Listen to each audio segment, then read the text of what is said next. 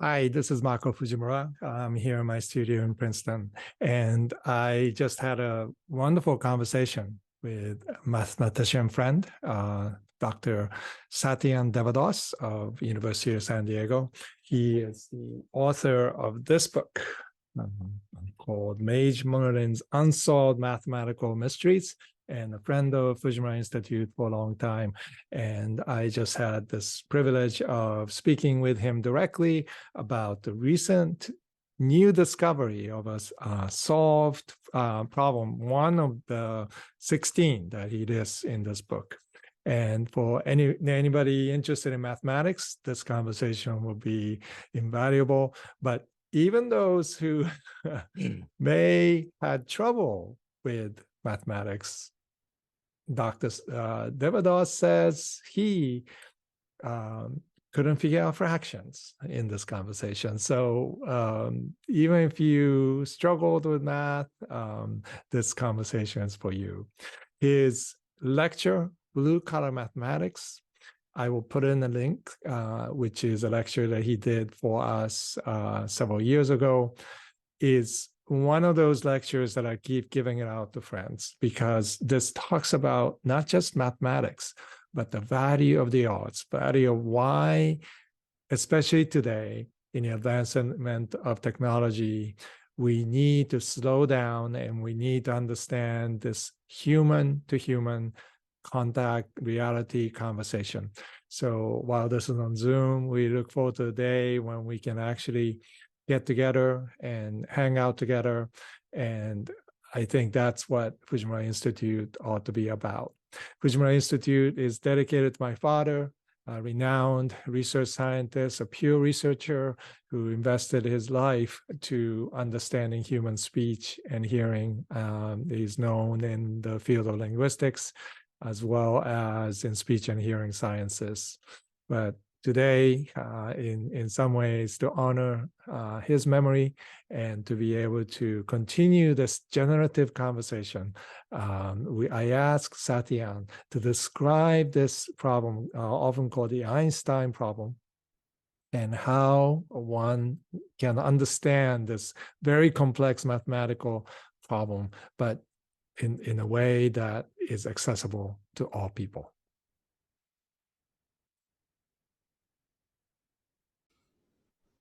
Yeah, and going back to that problem again, so the question asks the following thing. Is it possible for you, let's just take squares, going back to triangles and squares and that kind of an analogy as an example, to talk about this Einstein problem you brought up at the start of this, Mako.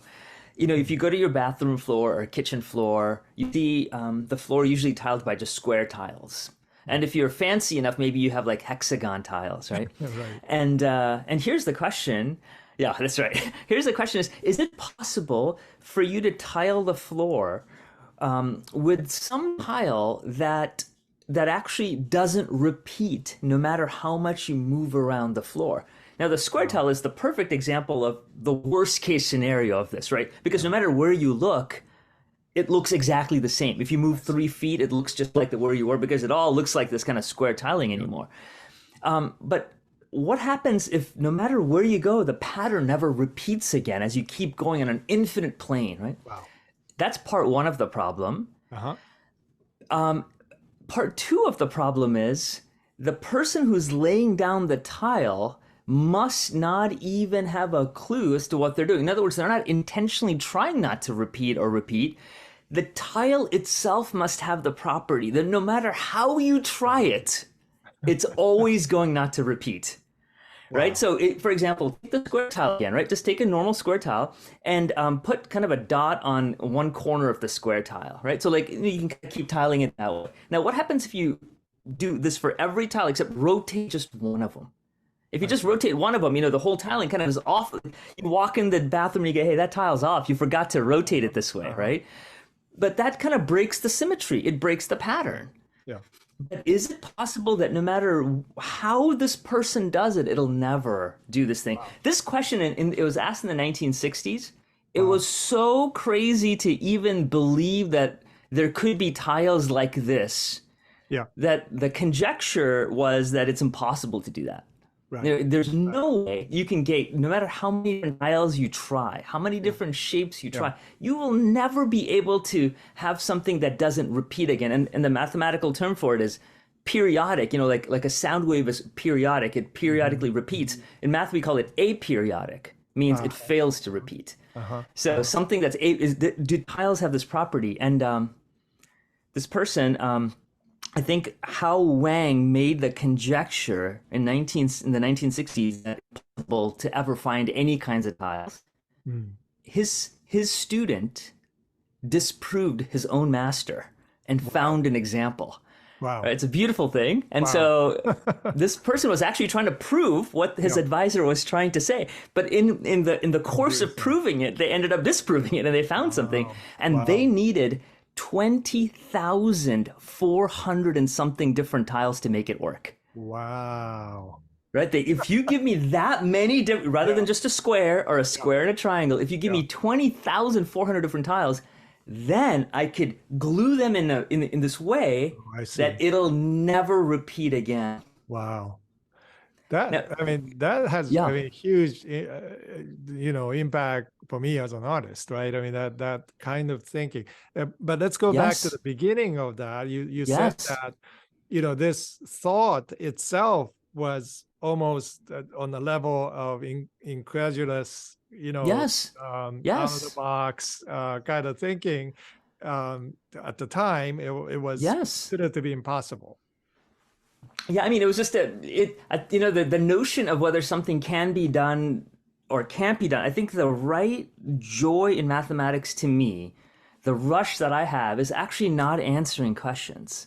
Is actually to come up with the right question. Right. If the question is too easy, you just, you think about it, you have a glass of wine and you're like, you know what, if I really thought about this, I could probably finish it, right? Then the joy is you moved on, right? You want something else. But if the question is too hard, you again have a glass of wine and you realize there's no way, I don't have the weaponry to think about this, but it's that it's almost slicing the steak against the grain kind of just the right way.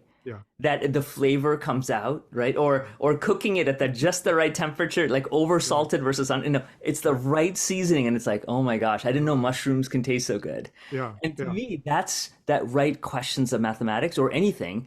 But if you ask that right question, the moment this question was asked, it became a drug, right? Because then it's like, oh my gosh, that's the right thing to ask. Is it possible to do this? Yeah. So the question, the generative question is what I think what mathematics can ask. Infinitely, right? This is the thing about it's not in limited resource environment. Because for instance, somebody said, I don't know if this is true, but prime numbers didn't exist until somebody came up with prime numbers, and that seems to be like the question you posed actually opens up a new creation. Yes, exactly correct. And so this question of, we've seen, it wasn't the fact in the 1960s people were thinking about tiling. I mean, people have been thinking about tiling since, the start of mankind in some sense, right? And so the notions of patterns and symmetry, but the question was, is it possible for you to never repeat? That felt interesting. This is around the time of chaos theory, it was kind of in the water, right? About these kind of things. And so, and the question was, you can have as many tiles as you want. There's no amount of number of tiles, but can you possibly do something that doesn't repeat? And the fact that, it might seem 20,400 might seem like a big number, but compared to infinity, it's nothing. Right? So the fact that you were given everything in the world, and then this person said, you know what, all I need is 20,400. And that's like, wow, that's amazing. And that same person, I think, in a few years was able to knock it down to 104. Wow. So because that's the big push, right, Mako? Like the moment you've seen what a movie can look like with those characters, then the next push isn't that hard because now you've seen this beauty, right? I don't know, you could do that with a lens while you pull back and zoom in, like at the same, oh my gosh, that's a shot I could use. And so to go from 20,000 to 104, same person, right? The same person who kind of brought this amazing thing, knocked it down. And then within a decade, Sir Roger Penrose, who was Yes. He won the Nobel recently in physics for black hole theory. You know, he was knighted. He's a superstar. But he as a super curious person, mathematician, physicist, he was fooling around with this thing also, Yeah. and he was able to knock 104 all the way down to 2.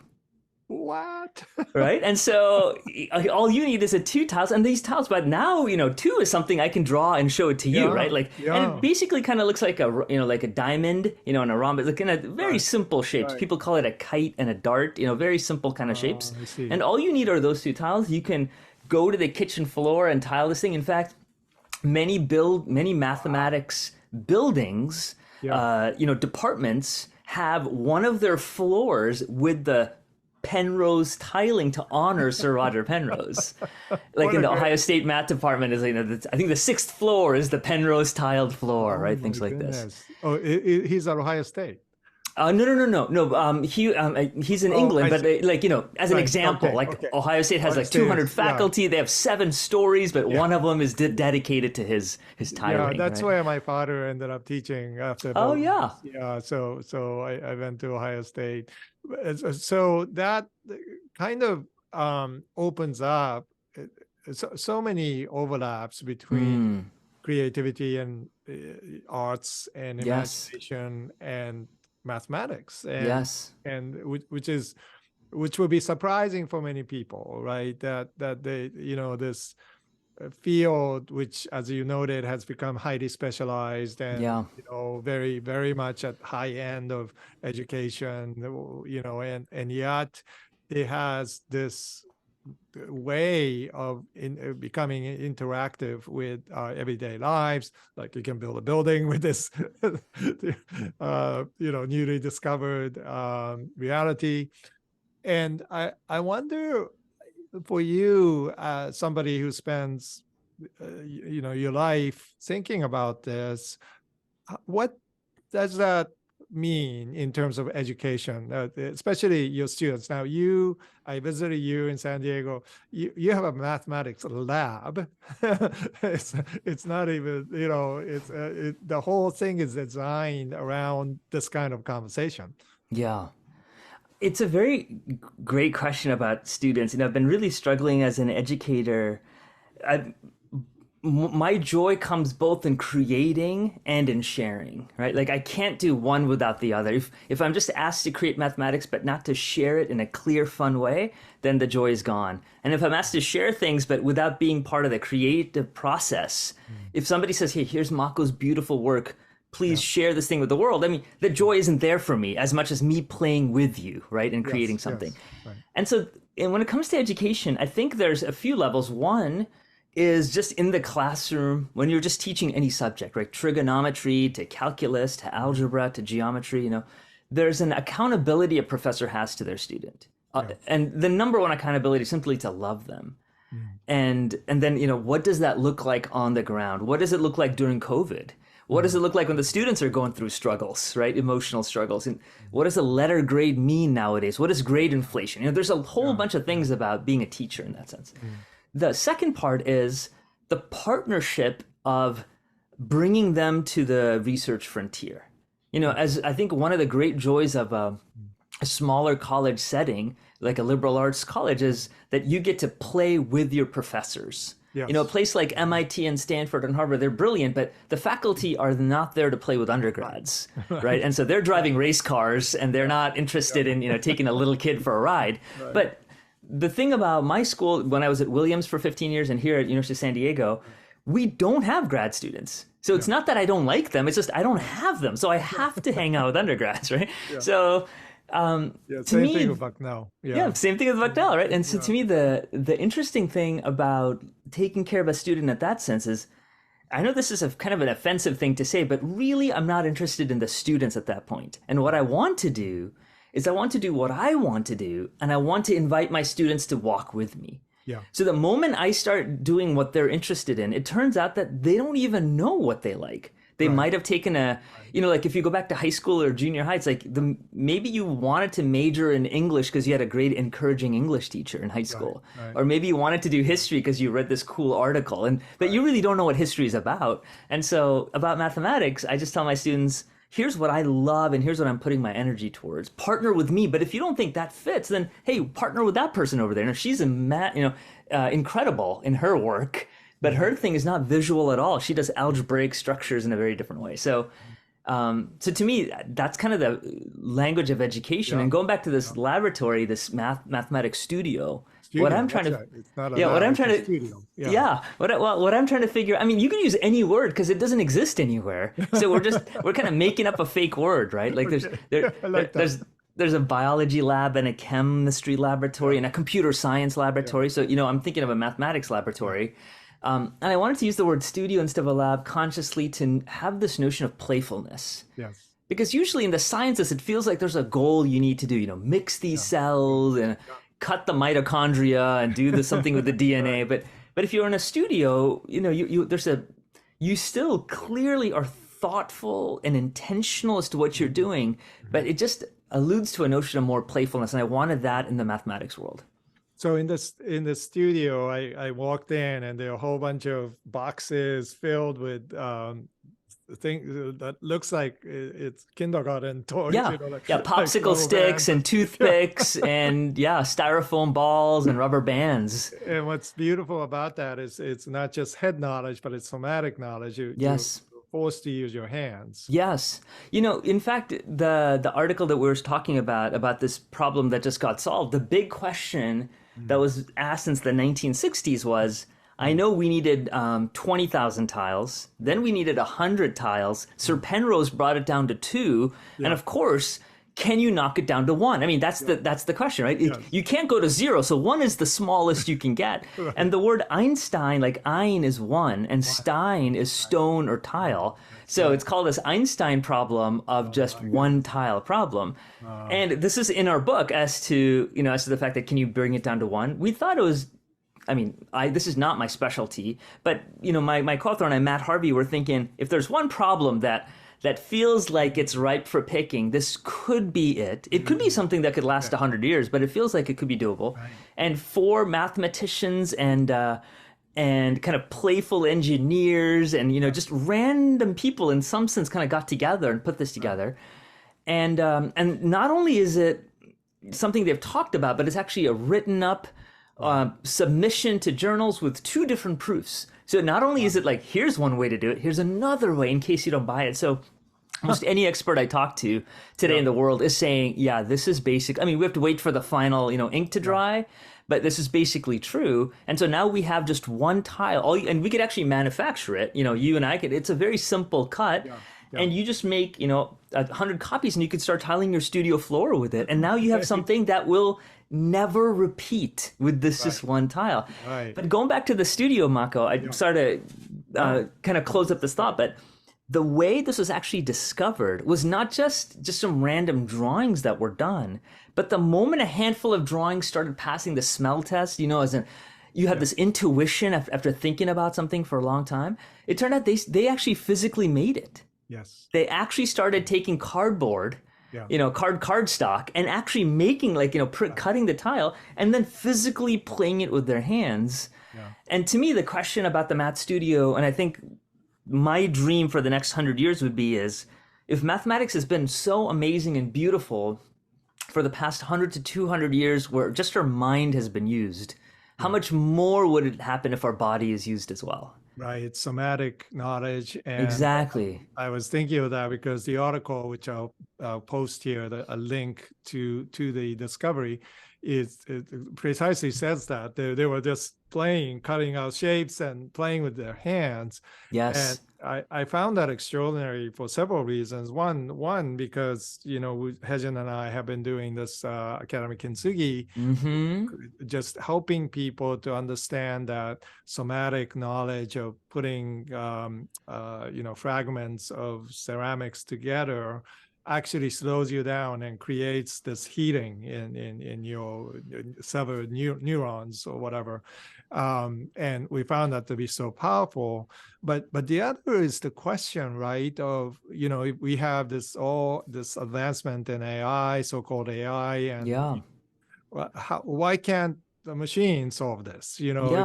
Why can't you just ask it to spit out an answer? And I was curious what you would say to that. Wow. I mean, okay, this is a sneaky way of asking a very big question, my friend. the, okay, let's pull back a little bit Yeah. to the different disciplines, and then we'll jump into Yes. this AI Yes. thing maybe. Yeah. But the reason again I called it the studio, the more I thought about this thing was I realized that out of all the disciplines, people usually think of art as one extreme. Yeah. The person whose head is in the clouds, who's a creative, right? People use words like creative. Mm-hmm. And then you might lead from art to a musician down to who's somebody, maybe an architect, where there's that creativeness to it, but maybe a little more grounding, down to historian, to economist, to scientist. And the mathematician is kind of the opposite of the creative, like it's like the most grounded, right? And to me, I almost feel like this line is a circle. Mm. And the reason I say that is this notion of usefulness Mm-hmm. is in no discipline do I know of that is as useful as useless as mathematics. And what I mean by that is the way a mathematician thinks is not about utility. I don't sit around thinking, hey, what's the best way to optimize the AI system out there, or the best way to move airplanes and engineers do that. They're in the utility world, and physicists care about utility. But I think more than anybody, I get along with artists exactly because we're not interested in utility. Right. We just want to play.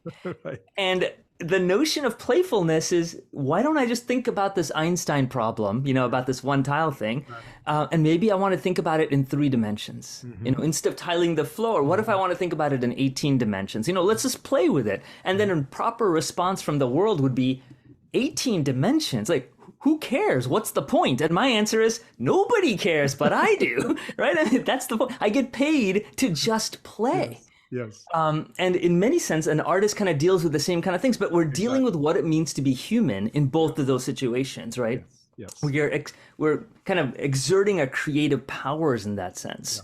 Yeah. And now when you get to issues of AI that you're talking about, right, or ChatGPT, to me, the notions of, I guess if we define creativity to be literally overlapping different pieces together, I find it to be refreshing and exciting, but not creative, I guess. Right. For example, somebody said, hey, what would Tron, I think one of the New York Times article was, what would Tron look like if this very famous, I forgot if it was Portuguese or Argentinian, director and costume designer had designed the set pieces for Tron.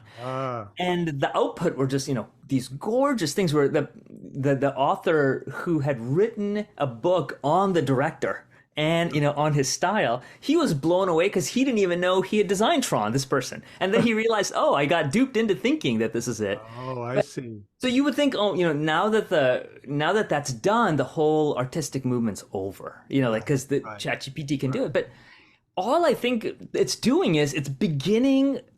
Let's pretend that you're asking the right question. Again, going back to the questions being important. You're asking, hey, what would happen if this and this touched base? That's the question that's really beautiful.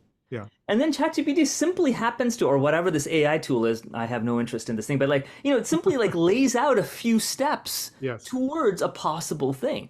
But to say that solves the problem is idiocy. Right? Because then you say, oh, that's an interesting thing. Now I can kind of pursue that. What would that actually look like to work with artists, to manufacture it, to embody it in a physical environment? How would Pacino actually say his lines wearing those costumes? Or how would De Niro act this way if he was in the Right. Man, the complexity is huge. Yeah. So you're getting at the crux of kind of my thoughts, and I actually had in his late days conversations with my father about this. But my brother is involved with deep learning now in California, so we have multiple influences, and I don't understand it, so I kind of try to not deal with it, but at the same time, what you just said, which is the questioning, right? The generative questioning opening up. Yes. And by how we approach an issue, and most of the time with AI research, people assume that machines can excel at tasks now better than humans because of chess and AlphaGo, all that. But they fail to understand that. But that's not the real question, right? Yes. The question is, and we had this conversation a little bit, like, why do you play chess? Yeah. Do you play to win? Maybe, but that's not the only reason why human beings have games. Yes. We play to play. And there's a difference between, machine language being able to solve, pattern matching and then creating these extraordinary complex, system to work toward one end. Yes. And then actually asking a question in a way that opens up many other questions. Yes.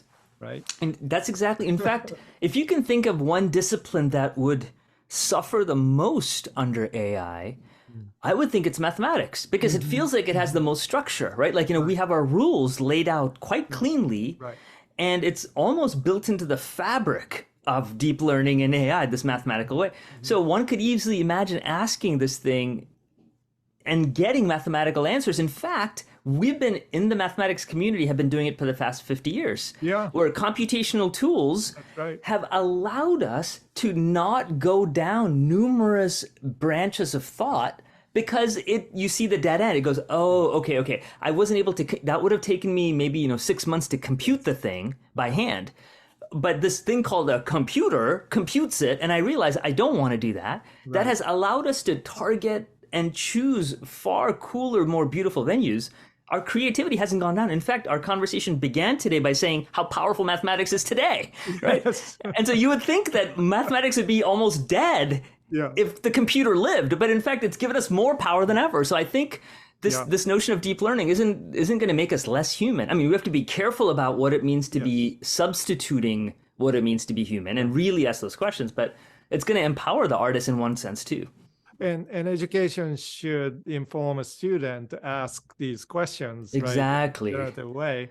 And what's interesting is, during the 70s, early 70s, at the labs in Murray Hill, where my father was heading speech and hearing sciences, under a guy named Max Matthews, they were talking about all of this, right? The computational power and how algorithmically they can interpret data.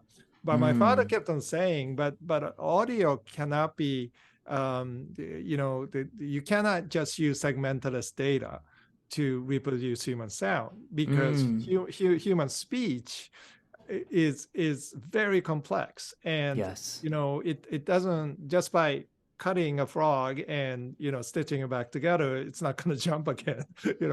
So this is a kind of a conversation that I remember hearing as a high school student. These and on one hand you have scientists who are certain about certainty, and how by getting all the data into complex data into computer to analyze it, it will spit back human speech. Right? And that was actually the majority of the opinion. And my father was a rare stubborn case that kept on saying, no, we have to start over, because we don't have an architectural system to understand the whole, right? And it sounds like the similar kind of questions and fears and maybe expectations in your field as well.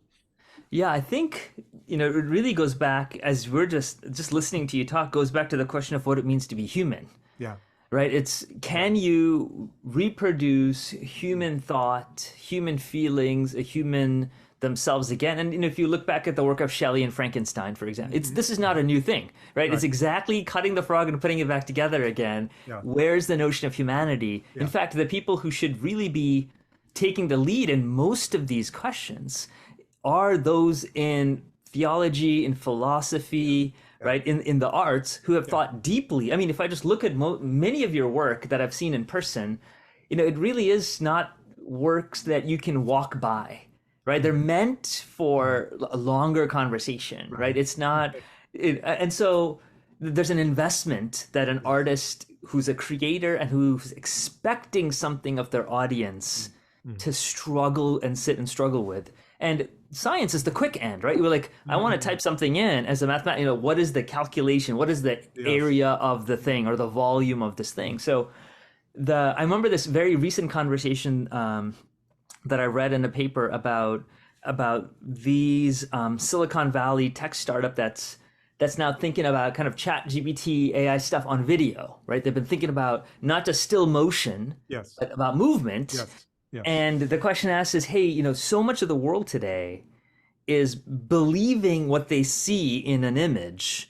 But maybe they could think it's fake, but videos are everywhere from Instagram to TikTok, and so aren't you afraid that this would kind of wear down the resiliency of what truth is nowadays? And it's remarkable. Their response was, well, we thought about it, but we think the good is more valuable than the bad in terms of what we could accomplish. And I'm thinking, who are you to say that? You know nothing about, I thought about it. What do you know? You haven't weighed, three things out of 100 variables. And artists and philosophers and theologians have been thinking about these 100 variables. If you say we have an external, independent system of people thinking about this thing and speaking into our lives, okay, but not three guys in a room drinking, nice scotch and deciding whether it's okay. And clearly they have a thumb on their scale, right? On the scale of measurement. So to me, the people who are here to protect us from the scientist, protect you from me, are exactly the artists and those in the humanities, but they're exactly the one that we have removed from the equation because they are not giving us quick answers to what we want. Yeah, because it seems like if you want to develop discernment through the eyes of detecting what is made by a machine and what is made by a human, you would want to study figure drawing. You want to study, cultivation of visual imagination using art history or, learning to see. But we're doing the opposite by, emphasizing the advancement in replacement of these classical training. And it seems like that is, mathematics as a field sits on the edge of that, and because you're forced to deal with what you talked about, utility and something that is useless. Yes. Yeah, absolutely. I was also thinking about, I think one thing that you had brought up on the side was this notion of how mathematics and its beauty is related to issues in literature. Yes. I remember you're saying kind of there's this connection. I think maybe a recent article we were reading together or something that was talking about this thing. And I think, there's a couple of levels of how the different disciplines kind of sit together. And one is kind of straightforward. I think in this particular article, I forgot the writer, but in this particular article, they're talking about cycloids, which is kind of this kind of cyclic shape that show up as you trace a circle down on a piece of paper, and how it has shown up in things like Moby Dick, right, and several other literary works here and there, and I think in a kind of in a small setting, it's true that mathematics does appear in literature. Like people do talk about mathematical toys and tools and objects, like functions and chaos theory, right? It plays a role. And in a very 30,000 feet viewpoint, there's also an overlap because both those in literature and those as mathematicians, we both deal with things of patterns. We deal with things with connectivity. Clearly the writer of Frankenstein Shelley is referencing some other works and echoing and pushing back against it. C.S. Lewis is talking about H.G. Wells and agreeing and also disagreeing, right? There's a bigger conversation going on about connections and the notion of joy, the notion of unsolved, like what happens if you take a poem and put this constraint on it? One of your struggles, which I love, Mako, is how do you create a painting which cannot be reproduced through digital imaging? I mean, that's kind of a puzzle, right? Yes. and you've succeeded and failed in different ways for that stuff. But but so there's a bigger thing of we're all dealing with unsolved questions and connections. But other than the very small, as like references, and other than the very big, as to like we're all thinking about big ideas and what it means to connect things. The intersection of mathematics and literature, mathematics and art in a very direct way, to me, is almost incredibly difficult. Yeah. I think we can kind of do it superficially in kind of these two things and say, hey, we all care about big things, and it's difficult for one or two things. One, you need to both be a mathematician and an artist to get together. Like you and I can maybe do something together because we care about our fields. Yes. But for you to say you're going to do a math art thing, and for me to say I'm going to do an art math thing is silly. Because the disciplines have kind of moved ahead, right? And so, but the second thing also, just to kind of close with the conversation we started with, is the scale is not even. Literature today is not in the same field as mathematics as a net neutral object because we are obsessed with what mathematics can give us today. It can give us great powers in sciences and technology and make us addicted in this attention economy. So, and yet it may be that we need English majors to figure out how to use ChatGPT well, Absolutely. Because you have to have an intuitive sense of what my father talked about, the overall architecture, Absolutely. of the thing, right? Yeah. Okay, so last question. I had a very interesting conversation with an artist, Dorothea Rockburn, who is a remarkable artist of her own, and she uses a lot of geometry and color. And when she was a young woman, she went to this little thing called Black Mountain College, which was in North Carolina, and it was an experimental college, and they had teachers would come from all over the world just to hang out, and one teacher was Buckminster Fuller. And Dorothy Rockman said, I failed high school math. I went to Black Mountain College and spent the summer there, and I just, spent time with Buckminster Fuller. And then he explained mathematics to me in a way that not only I understood, but I became so excited about. Geometry, shapes, color, buildings, architecture, new world. Yes, right? yes. And I wondered, Satyan, if you could, if we could create our own university of some kind, or maybe a small hut in a mountain somewhere, what would that look like? How would you begin thinking about teaching what you're passionate about if you had no restrictions on what you don't have the typical issues that education today is hampered with? What do you start with? I think the first one is disconnecting from technology in some sense. I mean, when I say technology, everything is in some sense technology, but the thing that draws our attention away from us, there's clearly an attention economy fighting for the soul of our students today, fighting for ours. But, you and I, Mako, we grew up in a time where we didn't have cell phones in our pockets. So we had years of knowing what it means to make friends in the playground, to talking to somebody on the bus, right, to having a conversation on the plane. And then, when this attention thing comes, we could, even if in the worst of days, we could look back and say, hey, I built some muscle with just being human without this thing. And whereas the generation that's coming, they don't have that muscle, right? Like they only know how to make connections through this screen, through an intermediate player. And so one of the things I love about, the old little colleges in New England is you're kind of in the middle of nowhere. Like one of the reasons I love Williams when I was there is like, there's nothing to do. You're kind of bored, which is the point, right? And if I could kind of build my own college, you and I can play this game, I'd say, have limited internet connection. So you actually get bored. And so you can then begin to play with things that will give you a longer turn to play. You and I can come up with a game like chess because we're sitting there every Thursday from 2 to 4 before our next lab starts. And, we kind of like make up a new rule and say, well, that rule doesn't make sense. And then we kind of chip away at this thing, right? So I think one thing is this long-term thing. And the second thing is, if the faculty are all not interested in the quick turnaround, return of investment subject, but more of what they fell in love with. Hey, the reason I love economics is not that I could go to Wall Street, but really it's I could play with these ideas, and this lever opens up this other lever, and the supply chain thing does this I didn't even know there's an inflection that, like, and so you realize that the joys of one faculty is going to mimic exactly the joys of every other faculty. Yeah. If you're speaking about it, they go, wait a minute, you sound as excited about your stuff as this guy does. And Yeah. she's blown away by her biological thing as he is from his poetry.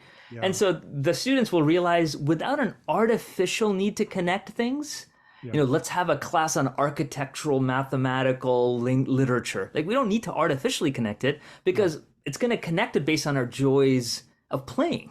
Yeah. And Yeah. the kids can decide what they want to play with. Yeah. And I remember my father at the labs telling me that, he doesn't want, once a person is hired, a scientist is hired, they give him complete freedom. Like, you could show up any time of the day. And I used to go as a high school student, help him create these spectrograph, thousands of these during the summer, and you take an audio signal and then you create these patterns. And while I was doing it, I used to go, maybe 9 in the morning. There's nobody there, 9 at night, everybody's there, and there was a sense of freedom about Yes. especially pure research, and there was no pressure to Yes. produce something that's practical. And therefore, the creative capital coming out of Bell Labs in the early 70s and even before that is enormous. It was still benefiting from that. Yes. And I even remember my father talking about this new type of discovery that they were trying to make, and how he had to communicate with the scientists at MIT. And I asked him, like, that must be difficult because you can't do it on the phone because it's very highly visual and so forth. And that there were maybe faxes that you can send to each other. And he said, well, there's this thing called the intranet.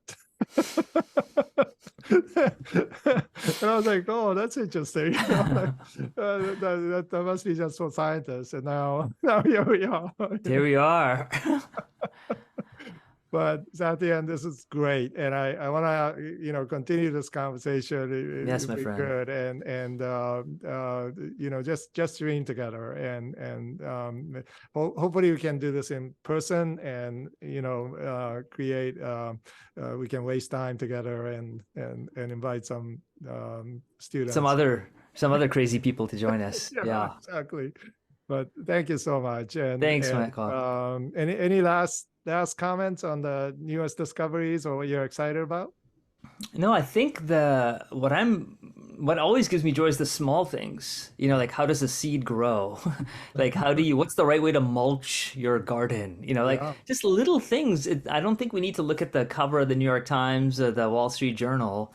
Just, the little things, and going back to your notion, Mako, about the questions, asking the right questions is there are 1,000 things you can do in your home and in your family and in your neighborhood to show love and to teach and to grow. I just play in all of those things. It's great. Yeah, I love that. I've been thinking a lot about what beauty brings to ordinary lives. Yes. Right? What is common beauty? What is, Yes. And, there's a movement called Minge in Japan that I'm starting to get fascinated with. There's an idea of finding beauty in common objects and common things. So we'll talk more about that next time. Looking forward to it. Okay, Satyan. Thanks so much. Thanks, my friend. Okay. Bye-bye. Well, that was fun. And first Zoom conversation to begin thinking about the Fujimura Institute. Institute has been part of IAMCultureCare nonprofit for a long time to bring culture care values into the academia and universities and schools. But it's also, as we noted here, it's in relationships with people like Satyan. And so I hope you will continue to follow us we have Instagrams through IAMCultureCare, and Academy Kintsugi is another one that we sponsor. So follow us there in Twitter and in Instagram. And also I will put links to Blue Collar Mathematics Talk, which is a wonderful lecture that Satyan gave several years ago, and links to these articles that we were talking about. Thank you for joining us, and may your imagination take wings and find a generative future. And God bless you.